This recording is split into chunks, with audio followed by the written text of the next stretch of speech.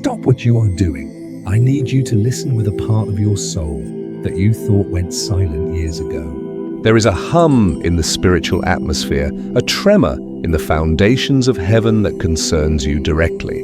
Right now, in this very moment, I need to speak to you about a document. This isn't a piece of paper stored in a dusty filing cabinet, but a divine decree, a spiritual deed of trust that was drafted and signed by the very hand of God Almighty before the mountains were formed or the oceans knew their boundaries. And on that sacred deed, written in the indelible ink of eternal promise, is your name. I know how that statement must land on a heart that has been bruised by reality. It sounds like a beautiful fantasy when you're staring at a stack of bills that grows taller each month. It sounds like a cruel joke when the doctor's report brings more questions than answers, and the cost of wellness feels like a king's ransom. It can feel utterly impossible when you have prayed the same fervent prayer for 30 years, and the silence from heaven has been so profound, so deafening, that it became a constant ringing in your ears. For so long you have felt forgotten. You have felt like a name on a waiting list that God Himself must have misplaced. You have lived a life of quiet faithfulness in the background. You've sat in the pews and clapped for everyone else's miracle. You have celebrated their promotions, their new homes, their healed relationships. You have smiled through your own tears at their joyful testimonies, all while a desperate, lonely question echoed in the most secret chamber of your heart. What about me, Lord? When is it my turn? Did you run out of blessings before you got to my name? You have given when your own pockets were empty, trusting that your seed would somehow find fertile ground. You have served when your own body ached with a bone-deep exhaustion, believing your labor was not in vain. You have held up the faith of others when you could barely muster the strength to believe for your own next meal. And what has been your reward? For decades, it seems, you've been given a life sentence of just getting by, perpetually living on the edge of a breakthrough that never quite arrives. But I am here today as a messenger to tell you that your entire perception of this long season has been mistaken. What if I told you that you were never being ignored? What if I told you that your life of relentless struggle was not a sign of God's absence, but the very process He was using to authenticate His signature next to yours on that divine deed? You must understand, a document of this magnitude, a deed that transfers the resources of heaven, a blessing on a billionaire's scale, cannot be handed over lightly. In the high courts of heaven, where no lie can stand and no shadow can fall, there must be zero question as to the identity of the rightful heir. And so your life has been a long, arduous, and often painful process of verification. Every single trial was a test of authenticity. Think about it. Every time you chose to believe God's promise when your circumstances screamed that you were a fool, that was a spiritual fingerprint being pressed into the celestial record. Every time you chose to forgive the person who betrayed you, the one who took your money, your heart, or your reputation and left you with nothing, that single act of grace was a stamp of divine authenticity on your file. Every tear you cried in the lonely hours of the night, not begging for riches, but simply asking God not to give up on you, those sacred tears were the very ink that validated your claim to the inheritance. The enemy of your soul knows every clause written in this divine deed. He has read it, he is terrified of it, and he has spent decades executing a single, focused strategy to disqualify you. He is a master forger, a celestial con artist, and his entire agenda has been to convince you and the heavenly court that you are not the person named in the document. He has used the voices of people you trusted to sow his seeds of doubt. It was his whisper behind the teacher's words that told you you'd never amount to anything. It was his venom in the voice of an ex-spouse who said you were worthless and unlovable. It was his subtle manipulation in the concerns of family members who called your unwavering faith unrealistic and told you to just accept your lot in life. He masterfully orchestrated failures to make you feel like an imposter. He engineered financial losses to make you feel disinherited. His entire goal for your entire life has been to get you to agree with his grand forgery. He wanted you to look at the landscape of your life, a life marked by hardship, delay, and disappointment, and to finally conclude, this inheritance can't be mine. I must have misheard God.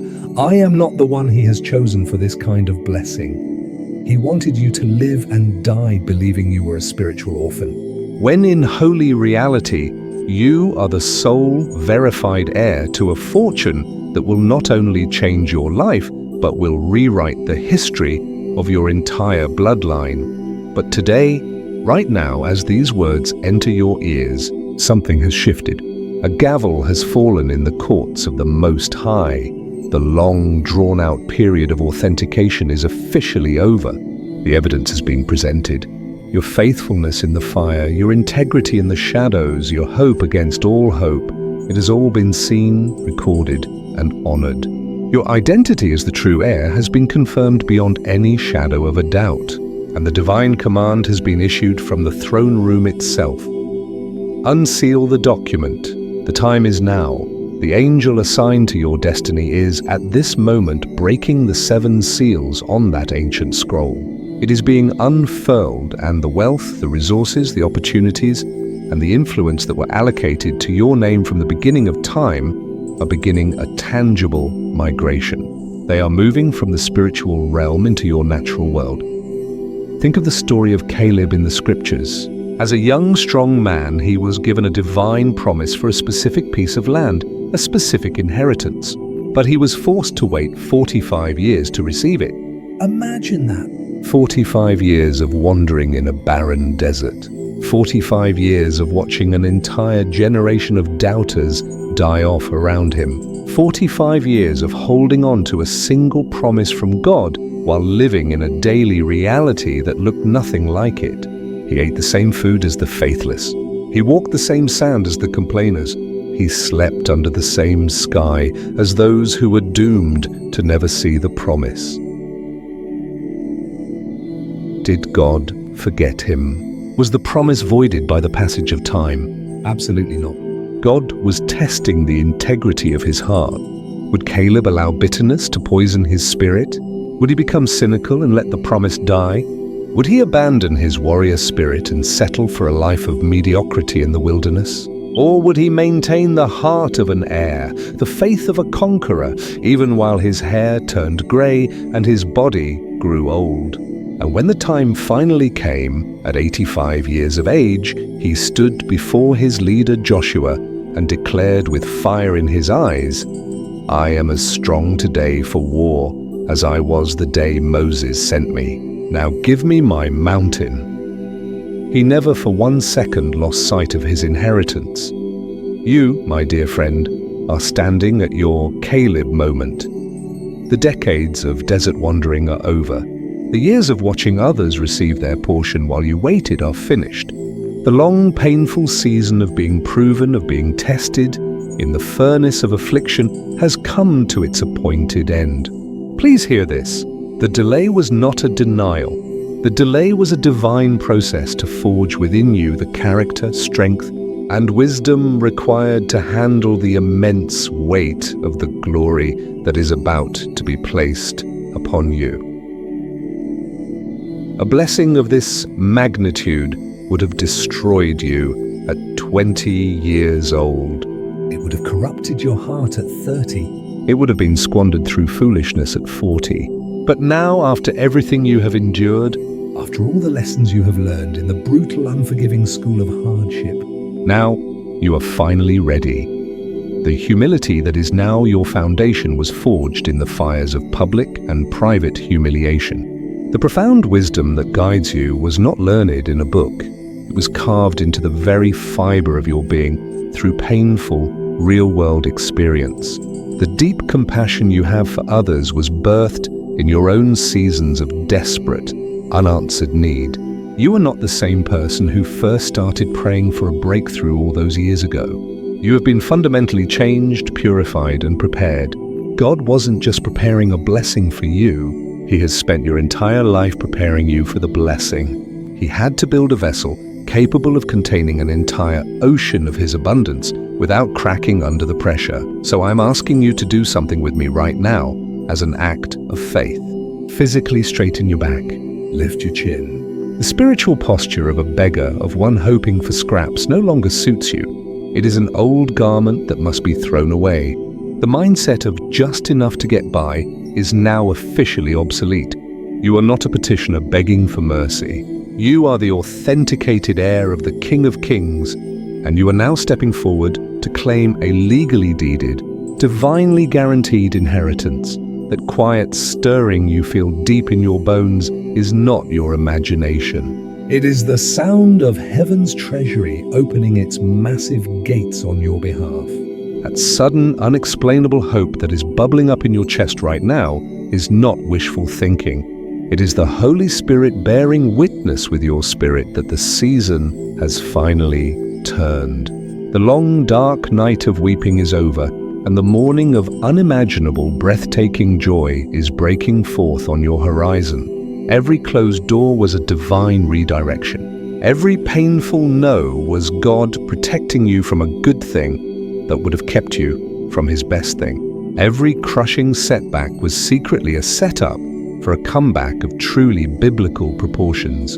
God allowed the enemy to throw his worst at you because he knew that nothing could ever nullify a contract that was sealed and guaranteed by the precious blood of his own Son.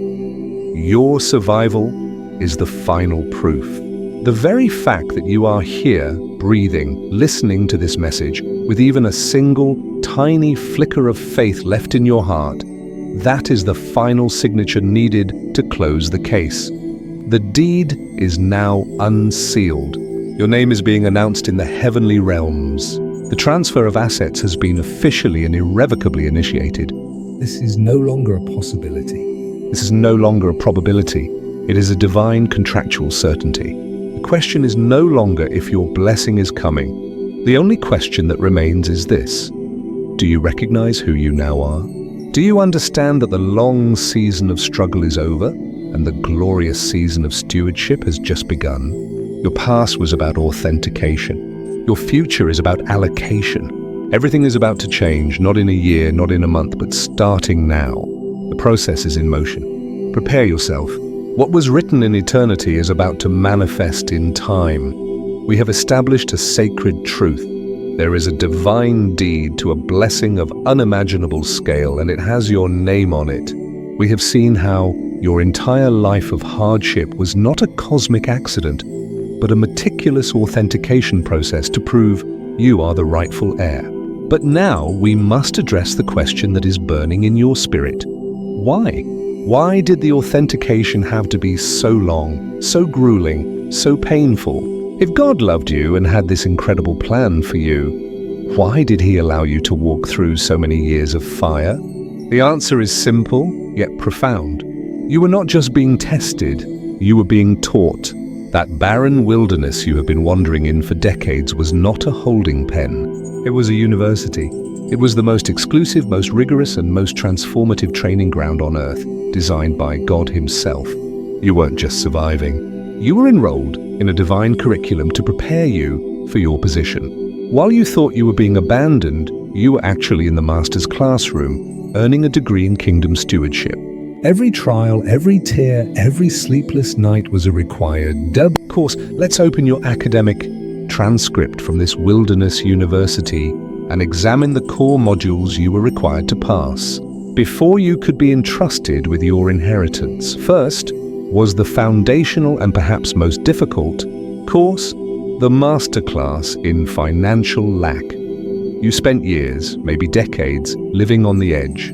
You know the feeling of your stomach tightening as you stand in the grocery line, mentally calculating the total, praying it doesn't go over the small amount of cash in your hand.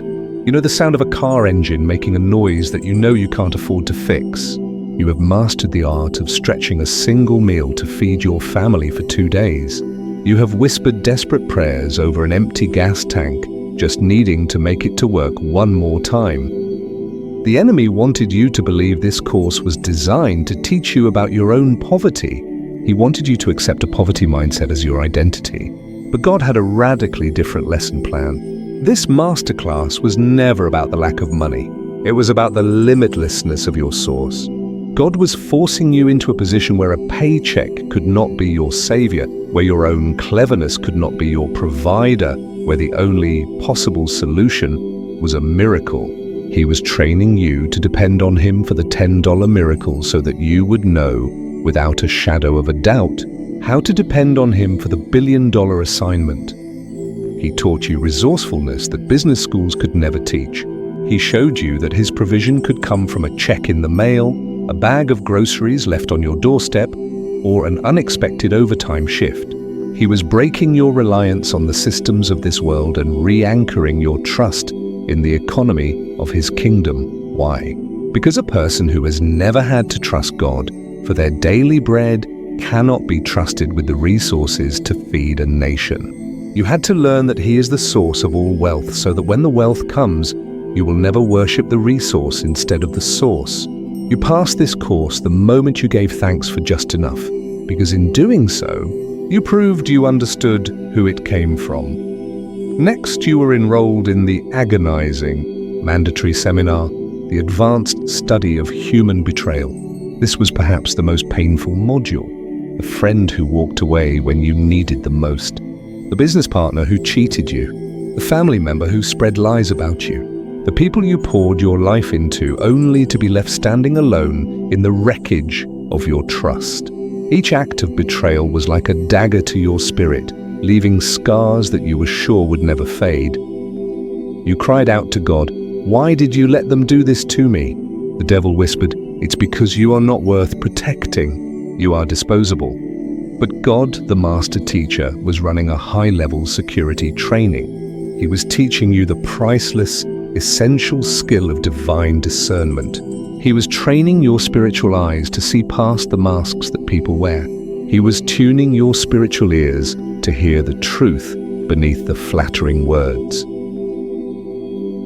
In the agony of your heartbreak, you learned to stop relying on human intuition and to start depending on the Holy Spirit's guidance.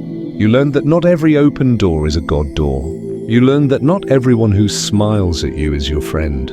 God allowed these painful lessons because your future assignment requires you to be a gatekeeper of kingdom resources. You will be surrounded by people with brilliant proposals and hidden agendas. Without the wisdom forged in the fire of betrayal, you would be a lamb among wolves, and the inheritance would be squandered in a single generation. Now, because of those scars, you can spot a counterfeit from a mile away. You have learned to test the spirits. You passed this course the day you chose to forgive your betrayers, not because they deserved it, but because you refused to let their poison stop your assignment. In that act, you took back your power and proved you could be trusted to guard the king's treasury.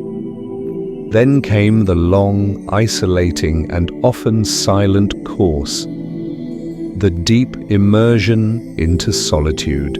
There were seasons where it felt like everyone left. Friends got busy. Family moved on. You found yourself in an echo chamber of your own thoughts and prayers. The loneliness was a physical weight, a crushing silence that threatened to extinguish the last embers of your hope. You felt invisible, insignificant, and utterly alone in your struggle. The enemy's lie in this season was, you are alone because you are unlovable. No one cares. But God's classroom had a different purpose. This was not a lesson in loneliness. It was a deep dive into unshakable identity. God was systematically removing every human crutch you were leaning on. He was quieting all the other voices so that his would be the only one you could clearly hear. He was forcing you into a place of such dependence on him that you would finally discover your true worth, not in who was around you, but in who was within you. He needed your identity to be so radically anchored in your status as his beloved child that no amount of human praise or criticism could ever move you from your foundation. A person with $1 billion blessing who still needs the approval of others is a puppet on a string, easily manipulated and controlled. But a person who has been through the fire of solitude and knows deep in their bones that God alone is their rock and their portion, that person is an immovable force for the kingdom. You graduated from this course the moment you found contentment not in a crowded room, but in the quiet presence of your Father. That was the moment you proved your foundation was built on the rock, and He could now build a skyscraper of blessing upon it. Finally, you had to pass the final and longest exam, the decades-long laboratory on divine timing. This was the test of patience, the years of not yet, the promises that seemed to lay dormant, the dreams that felt like they were dying on the vine. This was perhaps the most frustrating part of your curriculum, the constant, maddening waiting. You saw others lap you, getting the things you were praying for, while you felt stuck in a perpetual holding pattern. The enemy used this delay to sow the most dangerous lie of all. God has forgotten you. It's too late. You missed your chance. But God was teaching you the single most important principle of kingdom success, the mastery of His timing. He was training you to distinguish between a good idea and a God-ordained moment. An impulsive steward makes rash decisions, invests in the wrong things at the wrong time, and builds on shaky ground. But a patient, God-trained steward understands that a seed planted in the wrong season will never bear fruit, no matter how good the seed is. Think of David. He was anointed to be king as a teenager. He had the promise, the oil was on his head. But he spent the next 13 to 15 years running for his life, hiding in caves, leading a band of misfits, and learning to be a king long before he ever wore a crown. The waiting was his training ground. It taught him to depend on God for strategy, to lead with humility, and to wait for God to remove his enemies. If he had rushed to the throne, he would have been killed. The delay was his protection and his preparation. Your delay has been your protection. It has been your preparation. God has been teaching you the rhythm of heaven, the cadence of His Spirit. You passed this final exam every single morning, that you woke up in the not yet and chose to believe. But God will. So you see, your life has not been a series of unfortunate events. It has been a world-class education. You don't have a bachelor's degree. You have a doctorate in faith. You don't have an MBA. You have a divine PhD in stewardship. The pain was the tuition. The tears were the study sessions. Your survival was your graduation. You are emerging from this wilderness, not broken but credentialed. Not a victim, but a victor, fully qualified and equipped for the assignment that is now being handed to you, the mandate that comes with the unsealed deed. You have walked with me on a sacred journey.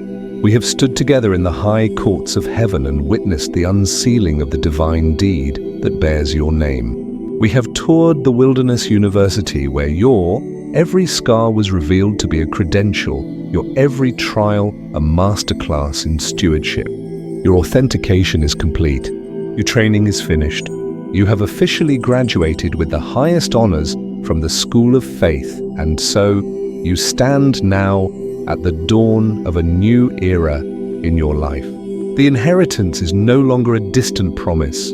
It is a present reality. The resources of heaven are beginning to flow into your life, and a question, bigger than any you have asked before, now hangs in the air.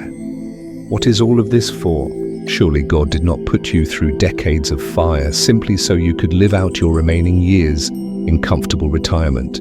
Surely He did not forge in you the heart of a warrior simply so you could lay down your sword. You are correct. The blessing was never the destination. It is the vehicle. The wealth is not the prize. It is the tool.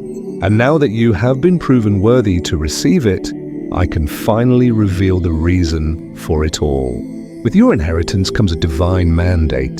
The unsealed deed was not just a title to a fortune. It was folded around a blueprint, a set of architectural plans for the rest of your life.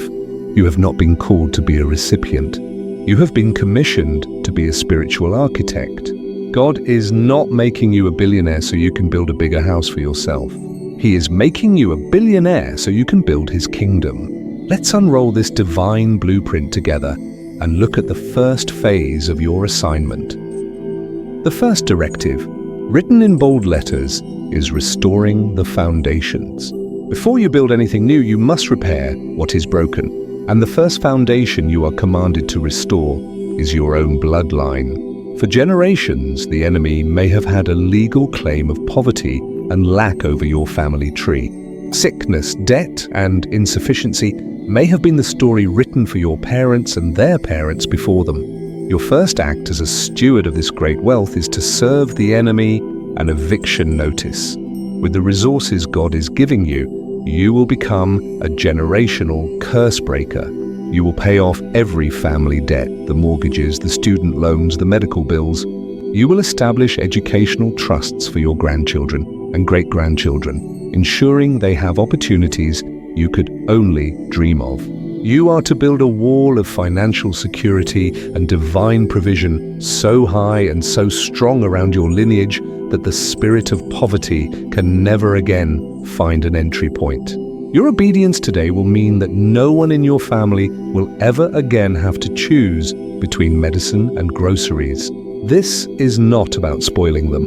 It is about empowering them and positioning them on a foundation of blessing, not struggle. This is your first sacred duty. Once your own house is in divine order, the blueprint expands. The second part of restoring foundations is to look at your community, your city, and your church. You remember all those times you drove past the homeless shelter and your heart broke, wishing you could do more than just pray? You remember the struggling single mother in your church who you gave your last $20 to? You remember the local food bank that was always running low on supplies? The blueprint now commissions you to become the answer to the prayers you used to pray. God is positioning you to write the check that keeps the shelter's doors open all winter. He is calling you to create a fund that provides anonymous, dignified support for every single parent in your church. You will be the one to ensure the food bank's shelves are always overflowing. You are to become a well of resources in the very community where you once felt like you were dying of thirst. You will repair the breach, restore the old waste places, and your blessing will overflow the banks of your own life and begin to heal the land around you. After the work of restoration is underway, the blueprint reveals the second thrilling phase of your mandate, building for the future. This is where your role as a spiritual architect truly begins. God is not just a God of repair, He is a God of creation. And He is now inviting you to co-create with Him. Your blueprint contains plans for projects the world desperately needs. God will connect you with what I call the Ark Builders. These are men and women of God who have received a divine vision but have no resources. They are pastors with a plan to build a rehabilitation center. They are missionaries with a strategy to bring clean water to 1,000 villages. They are innovators with a God-given idea for technology that will spread the gospel to closed nations. They have the plans for the ark, but they don't have the gopher wood. You are the gopher wood. You will become a destiny funder, a kingdom investor. Your role will be to listen to the Spirit and, with wisdom and discernment, finance the dreams that God has placed in the hearts of others. You will become a silent partner in dozens of world-changing ministries, fueling their assignments and enabling them to do what God has called them to do without being crippled by lack. Your name may never be on the buildings, but your fingerprints will be on the destiny of nations. Beyond funding others, the blueprint will call you to build yourself. God will give you visions for new things, for orphanages that feel like homes, not institutions. For schools in inner-city neighborhoods that are beacons of academic excellence and spiritual light. For retreat centers where burnt-out pastors can be restored. For media companies that produce content that glorifies God. You are not just being given money, you are being given a hammer and a trowel. You are being called to build safe havens, launching pads, and lighthouses in a world drowning in darkness. Now let us speak plainly about the nature of this blessing. The world has a definition of a billionaire: yachts, private jets, a life of indulgent ease. Erase that image from your mind. That is a counterfeit vision. A kingdom billionaire's portfolio looks entirely different. Their greatest assets are not stocks and bonds, but transformed lives.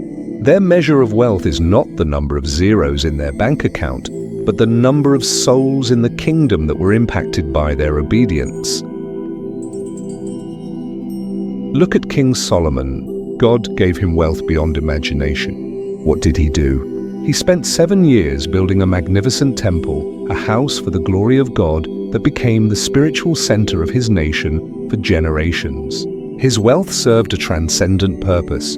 It was consecrated to God. This is your model. Your wealth has a purpose far beyond your own comfort.